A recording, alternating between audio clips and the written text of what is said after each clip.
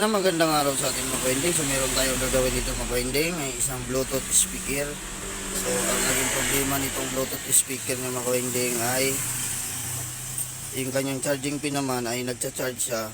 Minsan meron, minsan wala, wala. So ibig sabihin, ito nito ay maluwag na itong kanyang charging pin, maring sira na ito. Tapos wala rin siyang display, hindi siya nagdi-display kahit naka-charge na natin. So tingnan natin mo kayo, paksak natin. So ayan, so meron na siyang pula, ayan o. So pag i-on natin to, ayan, on. So walang display, ayan o. So tingnan natin mga kwending kung ano ang naging problema nito, bakit wala siyang display. So ayan, so bubuksan na natin itong mga kwending, tapos itong kanyang charging pin, tingnan natin kung ano nagiging problema niyan. So pag wala ay convert natin sa type C yan. So ito na mga kwending, kinalas ko na siya sa kanyang housing. So ngayon tatanggalin natin ito yung kanyang pinaka mainboard. So ito yung kanyang battery. So tingnan natin kung ano naging problema niya nung bakit tayo mag-display. So tingnan natin yung kanyang battery kung kargado na ito. So mayroon ba siyang laman. Ayan, saan na yan? Ito yung kanyang switch niya mga kwending, yung switch.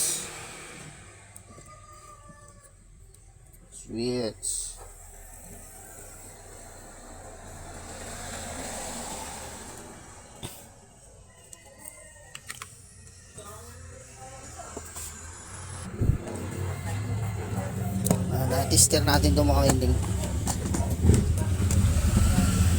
Naka-DC tayo. Tapos tingnan natin kung meron ba pumapasok na supply.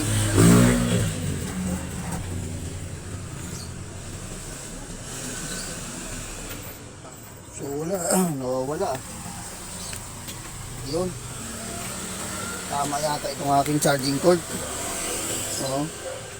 Wala yung aking charger cord, wala yung ano tayo makagawa dito. Sira yung aking pang charger, ako wala.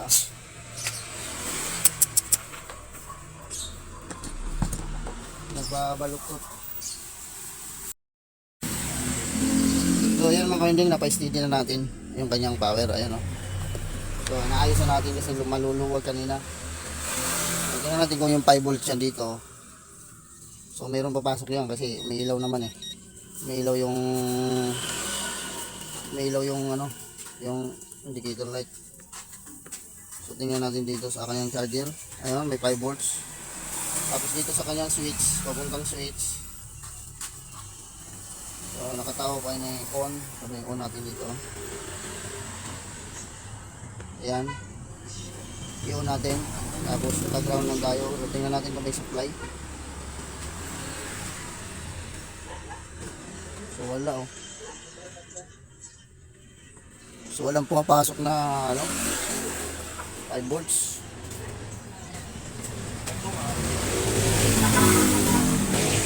So may problema itong switch niya mga winding. Dapat meron itong 5 volts. Pag nag-switch na, dapat may 5 volts. So walang pumapasok. May drain wala.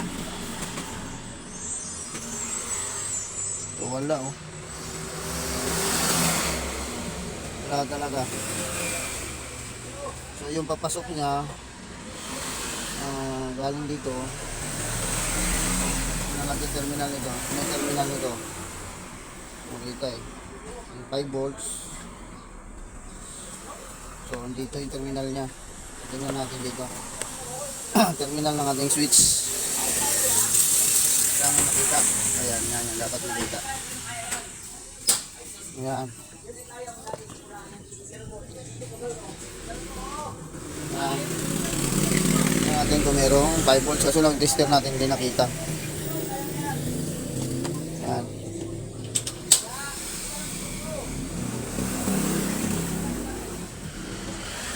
So, wala na ng 5 volts na pumapasok. Ba't nakadirect na tayo? So, wala oh. Dito sa kanyang terminal ng switch. Hindi masundot. So,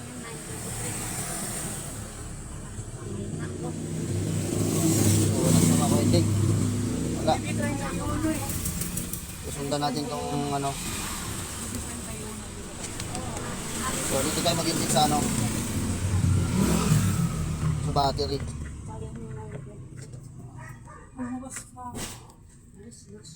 Kung nakapositive tayo.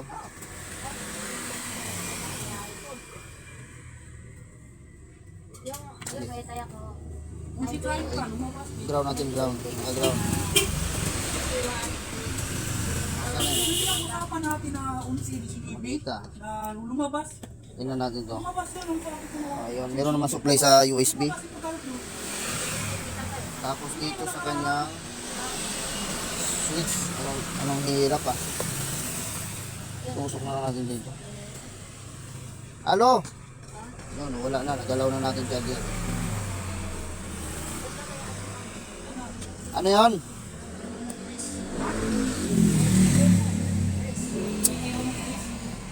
So wala talaga sa makainting. Gulo-gulo ko rin switch. So may problema itong switch niya maka-winding. So checkin natin yung kanyang switch. So pasiritan lang natin ng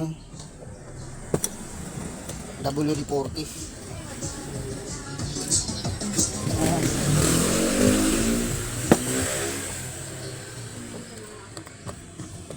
Tapos galaw-galawin natin to. Yan ang problema dito eh. Itong switch niya.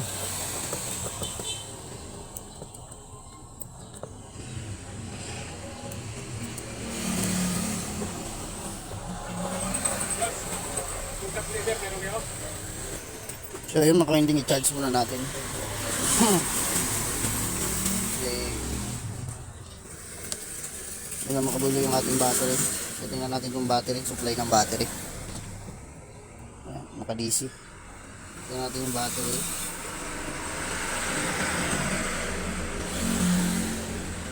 Ayan. Battery. Wala. Meron. Tingnan natin kung kumakarga. So 2 point ano lang 2.3. Parang hindi gumagalaw ah.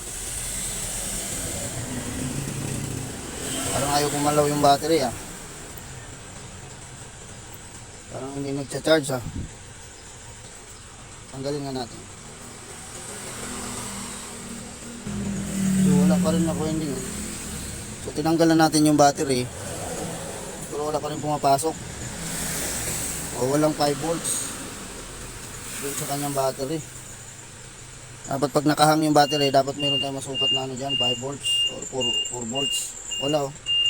Hindi nakakarating dito sa supply ng battery.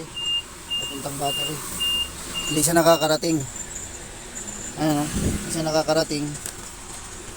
Ayan, lapit natin. Ayan oh. Hindi siya nakakarating dyan eh.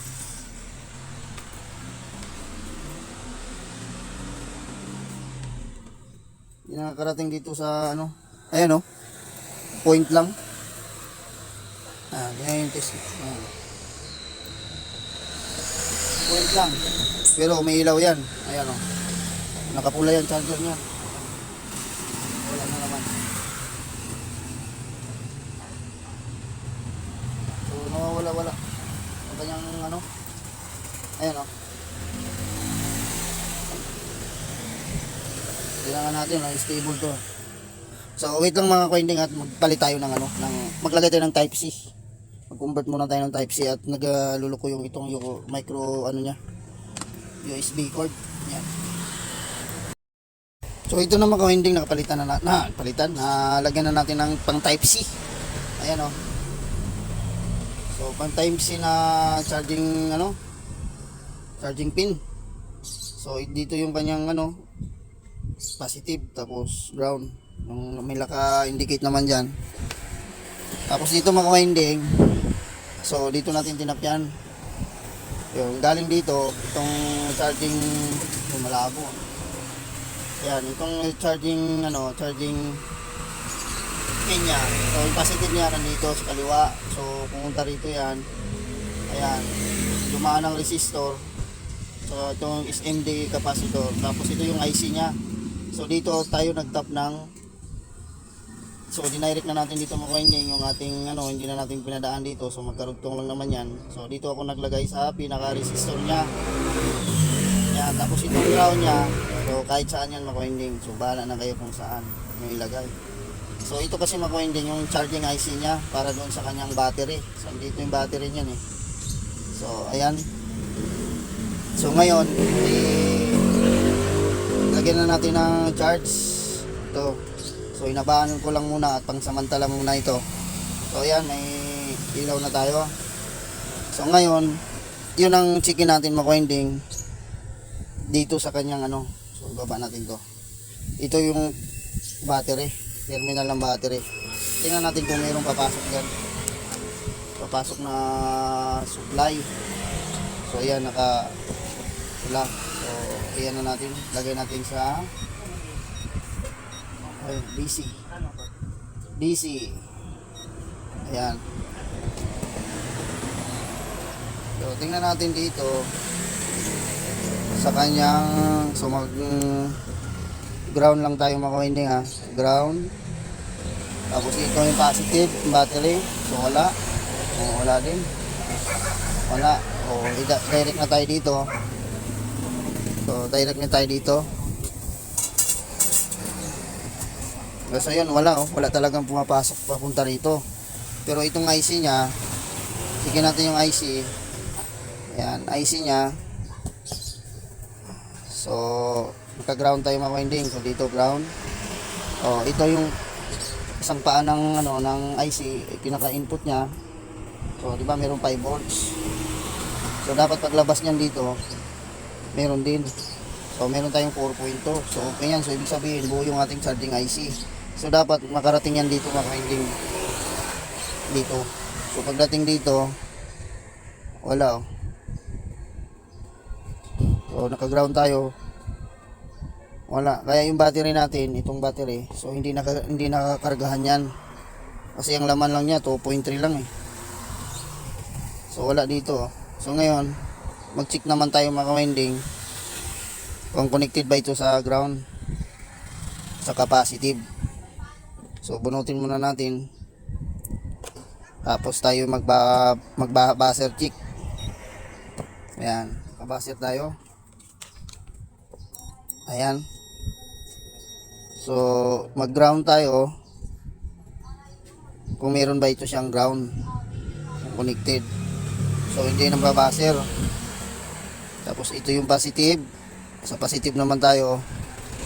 Kahit saang positive mga winding, dapat meron itong buzzer. So wala walang buzzer ng battery. So yun yan, ito ang gagawin natin dyan mga winding na paraan. So pag ganitong repair mga winding ay tiyagaan lang talaga. So ayan.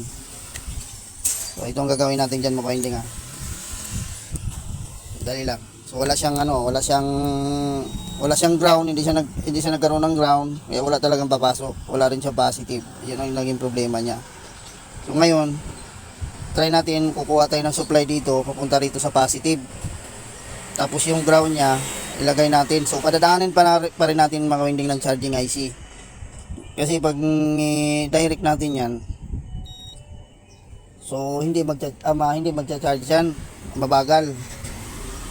Mag-charge pa yan konti. So kailangan mag-modified pa tayo dyan. So ngayon gagamitin natin to yung kanyang charging IC. Papunta dun. Try natin. So ayan. So ito na mga winding na na natin. So ito yung temporary lang mga winding na nilagay natin. So ayan.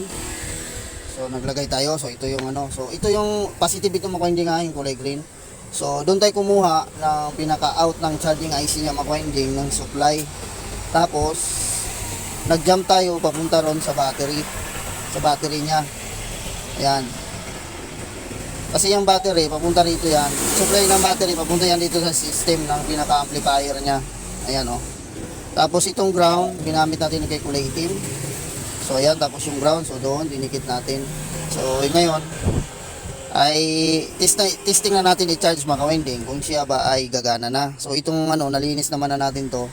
Itong ating, tawag nun, switch. So nilagyan natin ng WD-40 yan. So ngayon, isaksak natin to mga winding kung siya ay magdi-display na ba. So ayan, so i-power on natin mga winding. So tingnan natin to kung epektibo ba tong ginawa natin ganito. So itong ano mga winding, temporary lang yan pero papalitan ko yan. So ayan, i-power on natin. So ayan oh, nagka-display siya mga winding oh. So di ba? Oh, nag-bluetooth na siya. So may supply na tayo. So yung kanyang charging IC nagamit pa rin natin. So hindi tayo nakapag-modify ng ibang module.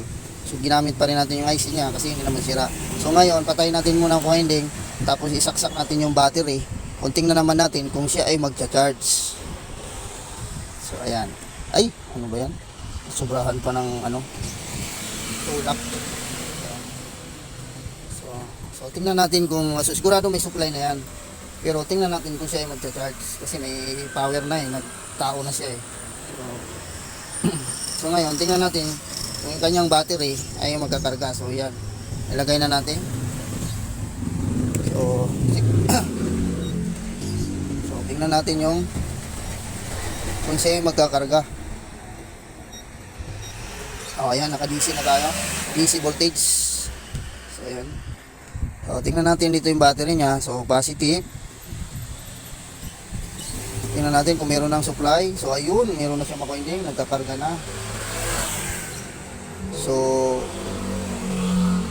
2.823. So hintayin natin mag ano yan mga winding, maging 3 volts mahigit para pwede na natin tanggalin yung ano, yung charger. Kung tingnan natin siya o kung gagana ba siya na hindi nakasaksak yung charger. So yan. So hintayin lang natin yung mag 3 volts mga winding. Tapos ito, papalitan natin to. So temporary lang to. Papalitan ko na ibang wire na mas maliit para hindi pangit tingnan. Medyo maganda-ganda. So ito na mga winding. So itong nilagay kong wire mga winding. So hindi ko na tinanggal. So pinaiksiyan ko na lang. So ito na lang din ginamit ko.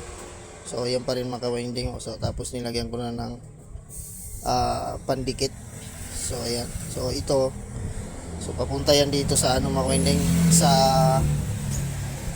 tawag nito, ito sa harap, kasi ito ilalagay na natin yung pinaka charging module nya. So natanggal pa yung antena. So ayan, so isalpak ko naman muna itong mga winding dito, tapos nagbutas na rin tayo dito. So magiging mangyari nya dito ay dual purpose na yung kanyang charger. So kasi itong isa nagluloko. So itong pang type C natin ang ilagay natin. So ayan, may ikabit ko muna mga winding. So hindi ko muna ipakita ang pagkabit. So madali lang naman pag sa uli nito.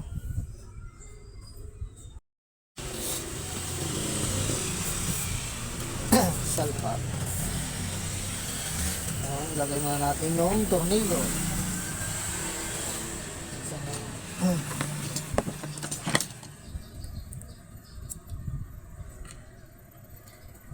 Tanggal ah.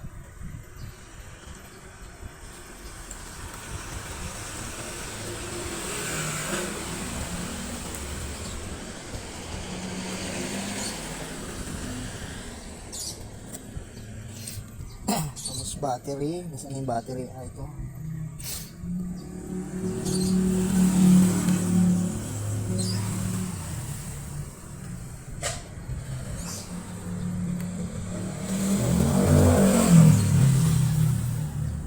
Yan. So ito yung pinaka ano, sa charging pin natin habang type C. So ilabas lang natin tong dulo at sa labas tayo maghihinang. Ayan, bago natin ipasok. Ayan. So ito, yan, may naka-indicate naman dyan kung alin yung positive at saka negative.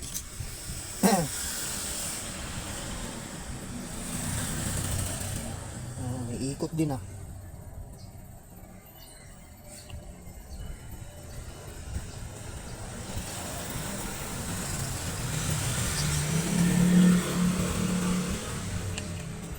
Tapos yung ground.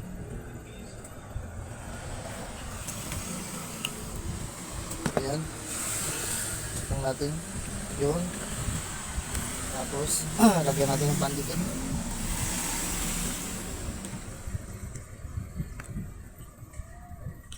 Pandikit. Ay! Naglag pa. Ano ba yan? Pandikit. Kailangan.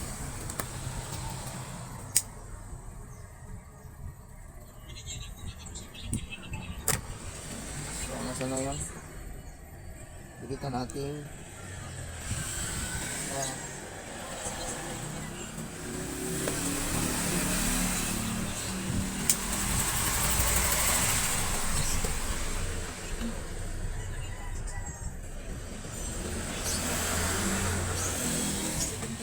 Ayan, naidakit na natin. Ayan, ready na yan. Malambot pa, mainit.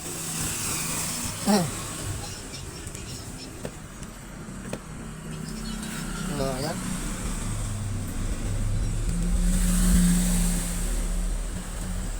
So, tingnan natin nga kung i-power on natin mga winding. So, dapat magdi-display na yan. So, so hindi yan naka-charge. So, hindi natin sinarge muna. Kasi may laman naman ang battery niyan. So, tingnan natin yung display niyan. So, ayun no. Meron na siya yan mga winding. So ngayon, patutugin na natin itong mga winding at ikabit na natin yung kanyang mga pinaka-accessories niya. Ito, sa mga speaker. So ayan. So ayan ang mga winding, yung ating Bluetooth speaker. So ayan, so naka-power on na yan. So kinunik ko muna sa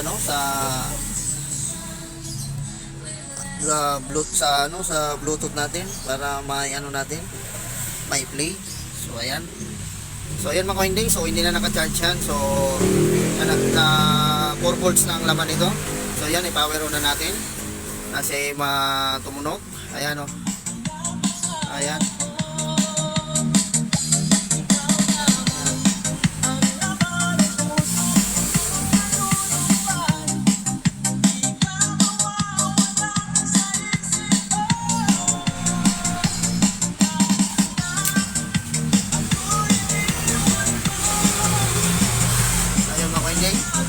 Lipat natin. Ayan. Oh.